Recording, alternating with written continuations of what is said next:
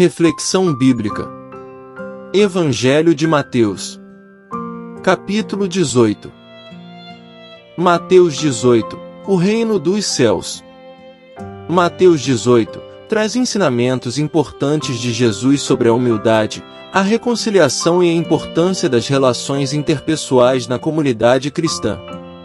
Neste capítulo, Jesus instrui seus discípulos a respeito da grandeza no reino dos céus, enfatizando a necessidade de se tornarem como crianças em sua humildade e simplicidade. Ele também aborda o tema da disciplina dentro da comunidade de fé, destacando a importância da correção amorosa e do perdão mútuo. Além disso, Jesus ensina sobre a responsabilidade de buscar a reconciliação com aqueles que pecaram contra nós, ilustrando a seriedade do perdão e da restauração nas relações humanas. Este capítulo é rico em lições práticas para a vida cristã e nos desafia a vivermos em harmonia, humildade e amor uns para com os outros. Acompanhe a seguir o estudo completo de Mateus 18. Versículos 1 ao 14. Naquela mesma hora chegaram os discípulos ao pé de Jesus, dizendo: Quem é o maior no reino dos céus? E Jesus, chamando um menino, o pôs no meio deles. E disse: Em verdade vos digo que, se não vos converterdes e não vos fizerdes como meninos, de modo algum entrareis no reino dos céus. Portanto, aquele que se tornar humilde como este menino, esse é o maior no reino dos céus.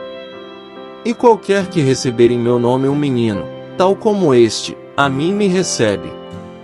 Mas, qualquer que escandalizar um destes pequeninos, que creem em mim, melhor lhe fora que se lhe pendurasse ao pescoço uma mó de azenha, e se submergisse na profundeza do mar. Ai do mundo, por causa dos escândalos, porque é mister que venham escândalos, mas ai daquele homem por quem o escândalo vem. Portanto, se a tua mão ou o teu pé te escandalizar, corta-o, e atira-o para longe de ti. Melhor te entrar na vida coxo, ou aleijado, do que, tendo duas mãos ou dois pés, seres lançado no fogo eterno. E, se o teu olho te escandalizar, arranca-o, e atira-o para longe de ti. Melhor te entrar na vida com um só olho, do que, tendo dois olhos, seres lançado no fogo do inferno. Vede, não desprezeis algum destes pequeninos, porque eu vos digo que os seus anjos nos céus sempre veem a face de meu Pai que está nos céus. Porque o Filho do Homem veio salvar o que se tinha perdido. Que vos parece? Se algum homem tiver 100 ovelhas, e uma delas se desgarrar, não irá pelos montes, deixando as 99, em busca da que se desgarrou? E, se porventura achá-la, em verdade vos digo que maior prazer tem por aquela do que pelas 99 que se não desgarraram. Assim, também, não é a vontade de vosso Pai, que está nos céus, que um destes pequeninos se perca. Versículos 1 ao 5. Os discípulos questionam ao Senhor. Geralmente se diz que estes versículos promovem a inocência ou a simplicidade infantil, mas a declaração de Jesus na verdade insta os discípulos a adotarem a humildade infantil. O desejo de ser o maior no reino revelava um orgulho que era inconsistente com o genuíno discipulado. A humildade é o caminho para a verdadeira grandeza. Jesus frisou o tratamento bondoso e gracioso às criancinhas ao ensinar que todo aquele que recebe uma criança em seu nome será recompensado como se tivesse recebido o próprio Messias. Versículos 6 e 7. A pedra de moinho. Jesus mudou o tópico de crianças literais para pequenos espirituais que creem em mim, significando seus discípulos. A pedra de moinho era uma pedra arredondada e grande, girada por um jumento e não a pedra bem menor usada para pulverizar grão manualmente. O afogamento era um modo particularmente horrível de morrer, na mentalidade dos judeus do primeiro século, pois Israel não era uma nação dada à navegação. Versículos 8 e 9. O Senhor protege aos seus. Aqueles que fazem os discípulos de Jesus pecar enfrentarão severa punição. Contudo, os discípulos são responsáveis por suas próprias ações e devem se empenhar pela pureza. Mateus 5 versos 29 e 30. Versículo 10. Os anjos e sua proteção. Daniel 10 versos 10 ao 14 ensina que anjos são designados para representar e proteger as nações. De maneira semelhante, Jesus parece ensinar que anjos são designados para representar os cristãos na presença de Deus.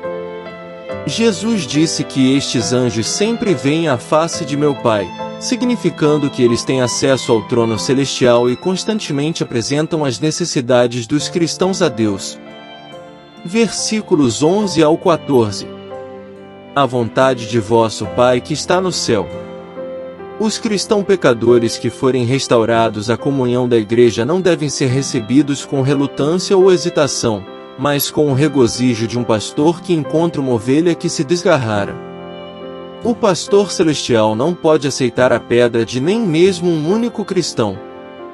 Tal como o pastor desta parábola, ele haverá de resgatar sua ovelha desgarrada. Versículos 15 ao 22. Ora, se teu irmão pecar contra ti, vai, e repreende-o entre ti e ele só, se te ouvir, ganhaste a teu irmão. Mas, se não te ouvir, leva ainda contigo um ou dois, para que pela boca de 2 ou 3 testemunhas toda a palavra seja confirmada. E, se não as escutar, dize-o à igreja, e, se também não escutar a igreja, considera-o como um gentio e publicano. Em verdade vos digo que tudo o que ligardes na terra será ligado no céu, e tudo o que desligardes na terra será desligado no céu. Também vos digo que, se 2 de vós concordarem na terra acerca de qualquer coisa que pedirem, isso lhes será feito por meu Pai, que está nos céus. Porque, onde estiverem 2 ou 3 reunidos em meu nome, aí estou eu no meio deles. Então Pedro, aproximando-se dele, disse: Senhor, até quantas vezes pecará meu irmão contra mim, e eu lhe perdoarei? Até 7? Jesus lhe disse: Não te digo que até 7, mas até 70 vezes 7. Versículos 15 ao 17. O poder da restauração. Estes versículos delineiam o processo pelo qual os discípulos demonstram a preocupação do grande pastor pelas ovelhas desgarradas. As palavras, contra ti, não aparecem nos mais antigos e melhores manuscritos do versículo 15.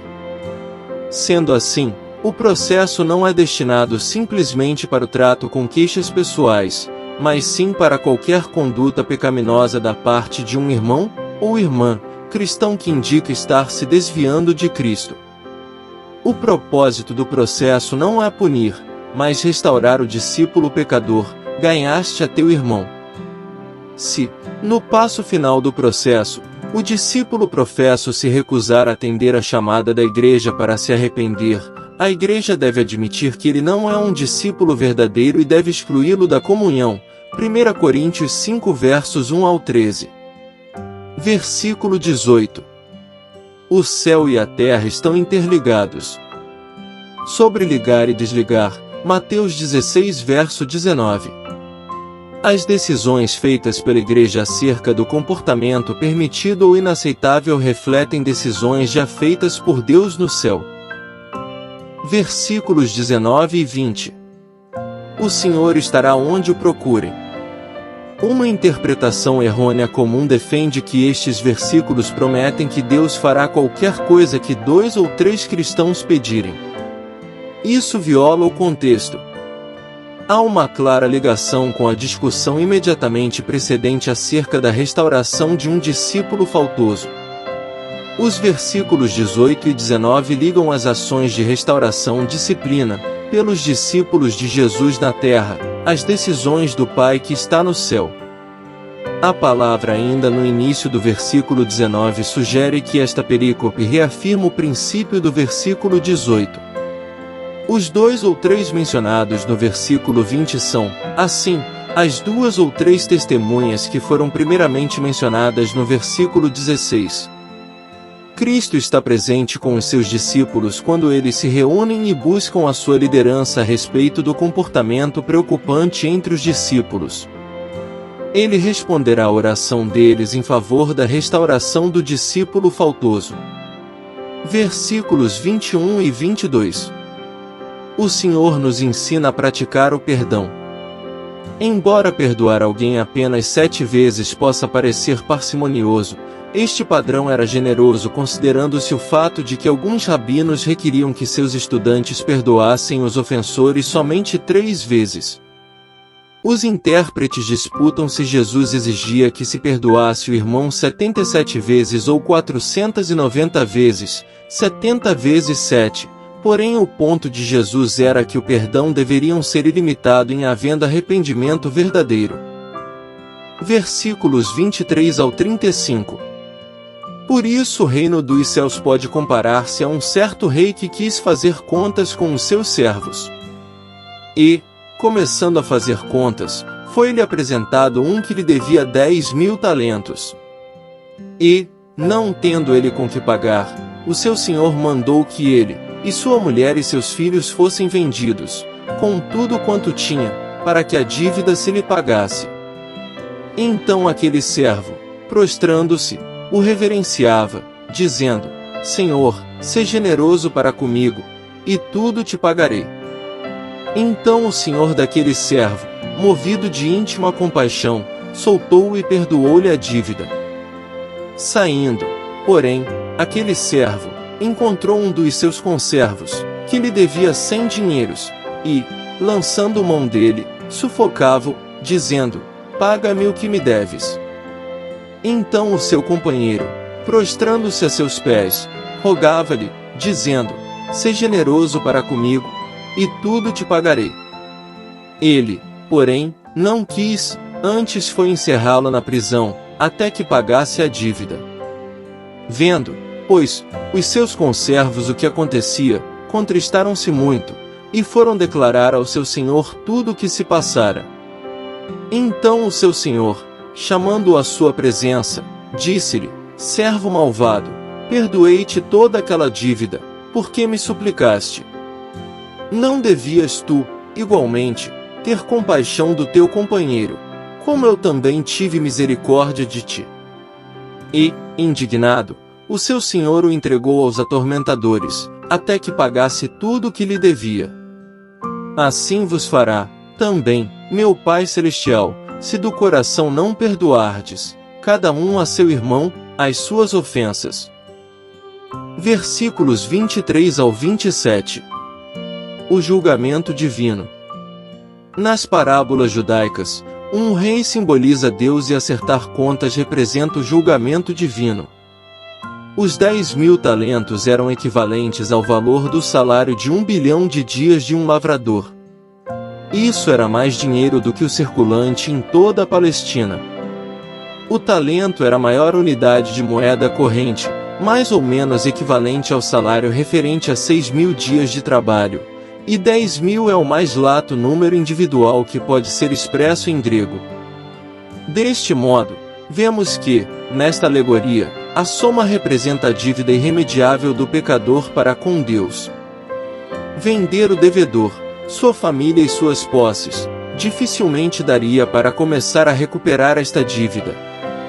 Perdoar tamanho empréstimo é um espantoso ato de graça.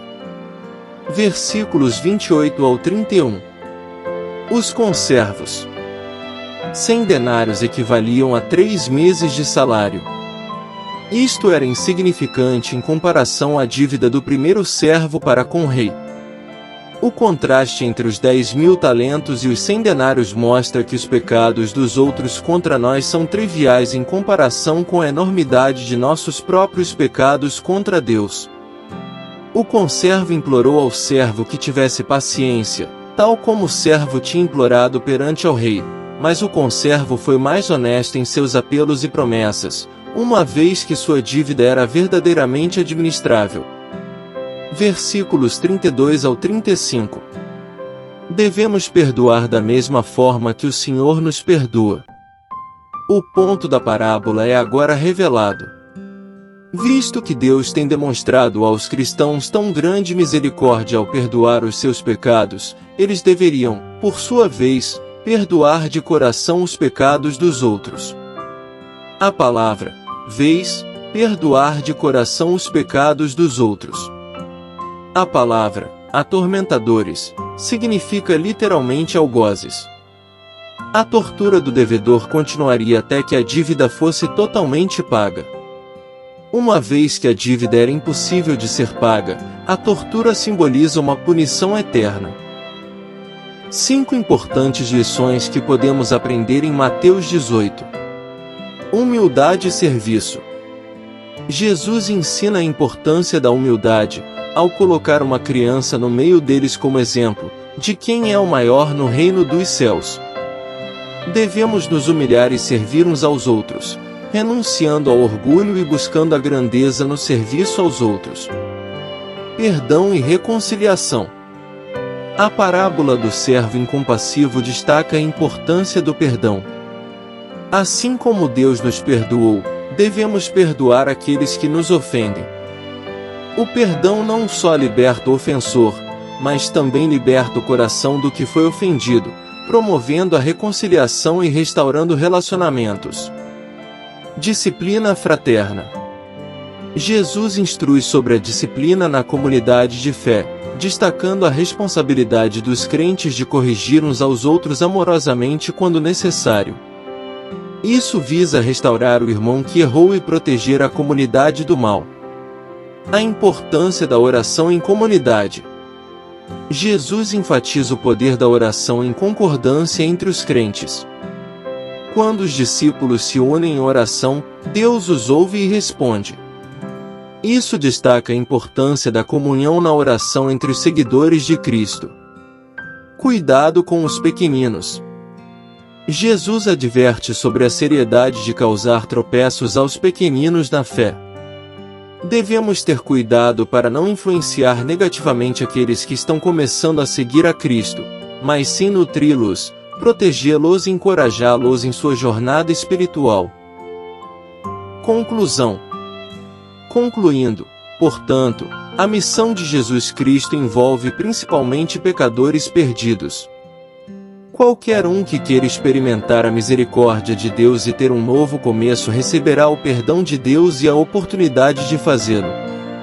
Além disso, Jesus ensinou seus discípulos como perseverar na construção de bons relacionamentos, evitando hostilidade, intriga e contenda a todo custo, pois embora eles devam evitar a discórdia a todo custo, eles devem ter grande força em termos de consenso. O Senhor nos assegura que qualquer coisa que ligarmos na terra, como igreja, será ligada no céu. Graça e paz por parte de nosso Deus e Pai, e de nosso Senhor e Salvador, Jesus Cristo, estejam sobre nossas vidas.